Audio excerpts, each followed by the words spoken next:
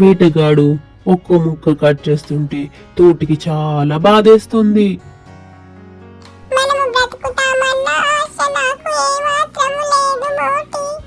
ఇక ఇదే మనకు చివరి రోజు అంటూ తోటి చాలా ఏడుస్తుంది.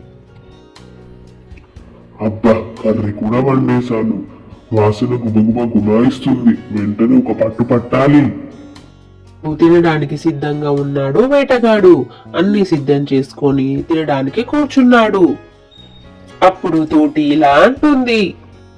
ఇక ఇంకేమి లేదు మోటి. వేటగాడు కూడా మనల్ని తినేస్తాడు. ఇంకా ఎవరు కాపాడలేరు.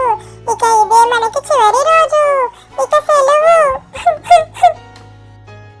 అప్పుడు మోటి ఇలా అంటుంది.